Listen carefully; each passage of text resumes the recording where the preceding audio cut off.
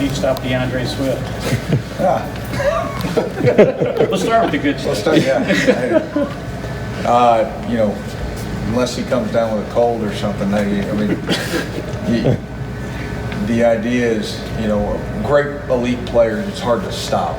You know, what you got to try to do is you got to try to minimize the difference-making plays that they have, and you know that's going to be a big challenge for us. You know, they've got a lot of guys that can make difference-making plays, but obviously he sort of leads the list, and he's a really special back. You know, he's explosive, he's compact, he can run for power, he can run with speed, he can catch it out of the backfield, and he can run routes.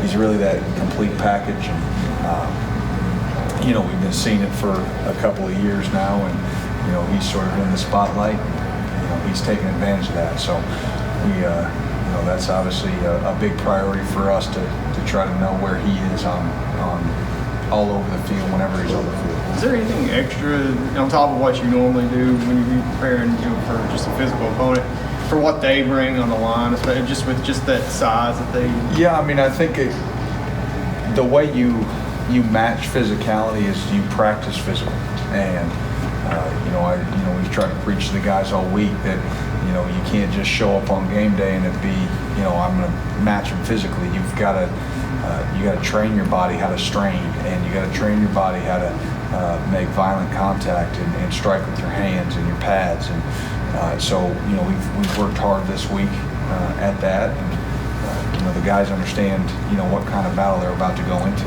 and what kind of environment we're about to go into. We're going to have to be very prepared mentally and physically for a 60-minute battle.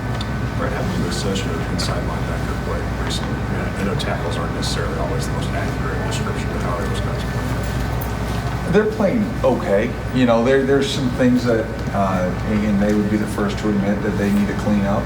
But that's across the defense. I would just say, really positionally, we're just playing okay. You know, as a defense, there's so much more we can do. We can be so much cleaner in terms of how we fit, how we tackle, you know, how we communicate. And again, I wouldn't single out the inside backers as a group more than any other group. But no, you know, I know coming out of the Toledo game, you know, there was a lot of energy and hype, and they're performing well. They're having to do a lot. We put a lot on those guys inside to communicate, to make a lot of different run fits. And you know, it's a long season. You get beat up, you get sore. You know, so we've got to make sure that we try to stay as healthy as possible and rotate as much as possible. You know, to be able to make it through the entire season. You know, at a high level. How do you deal with a quarterback like Fromm, who's pretty, I mean, a super accurate guy. I mean, especially coming off a game where he, you know, wasn't so accurate. When he's probably going to be more intent on that. Yeah, every athlete has good games. Every athlete has games that they would like to perform better. And he's a really talented quarterback that throws the ball really well in terms of accuracy. And so, you know, he's going to come back and he's going to be razor sharp. We know he's going to have a great week of practice. So that, you know, obviously you've got to be ready for that. You can't expect that you're just going to walk in and, you know, I think he had one interception maybe on the season going in and ended up, you know, having a couple. So you can't just count on that. But what you're going to do is we're going to try to play as well as we can, you know, get some pressure on them and, you know, get on some wide receivers. Hopefully we got a chance to make a play, and when a play presents itself that we make it. Brett, how much development have you seen just in your time here from Calvin Taylor? Yeah, huge amount for me, and I know others, you know, for Coach LeBlanc, if mine's huge, his is monumental. But he plays so much more physical, you know, than you may just from first glance give him credit for. But he plays strong, he plays active, he plays with a passion. He's so much fun to be around. You can tell that he just loves football. And so that growth is made the player that he is. You know, arguably the most consistent and arguably the most dominant defender we've had. Now we need him to come up big again this week, and you know, we need all those guys. Everybody on defense got to step up, and I think the coaches have done a great job. You know, from a positional coaches from teaching technique, installing the game plan, and we've got to go down there. We've got to execute a pretty flawless game plan and to play the level that we expect to play at. I think you guys are like 29th in pass efficiency defense. How much progress do you feel like, or improvement you feel like you've made in that area, especially with such a young secondary? Yeah, I think stats can be deceiving. So I don't know where you are in ranking and all, but we're getting better.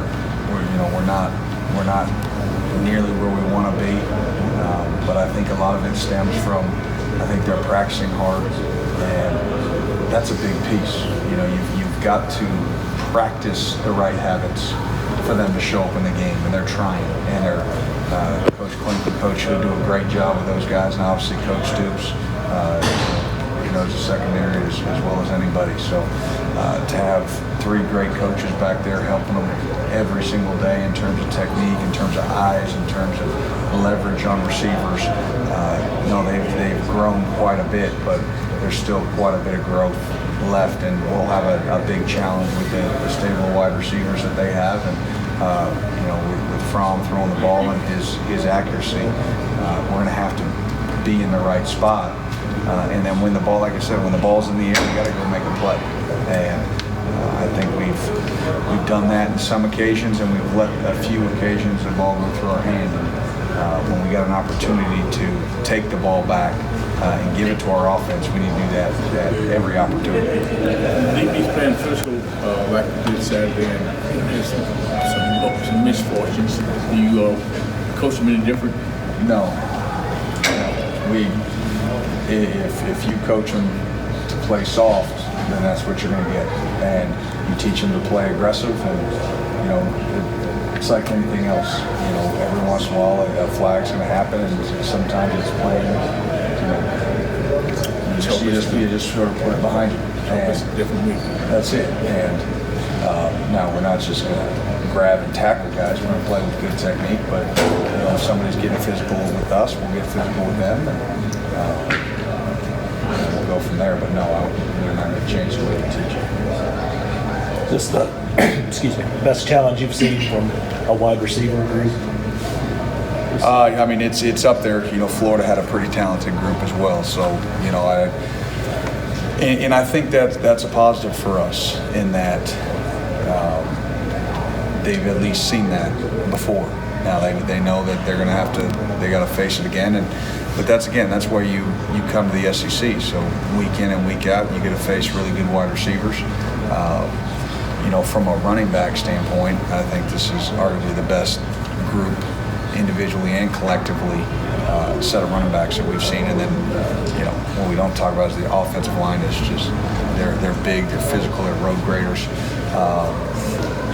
They're good in pass pro. So we got a huge challenge in front of us, with those guys. So across the board at all three levels, we're going to get stressed and strained. And, we've got a strain to finish and see what happens.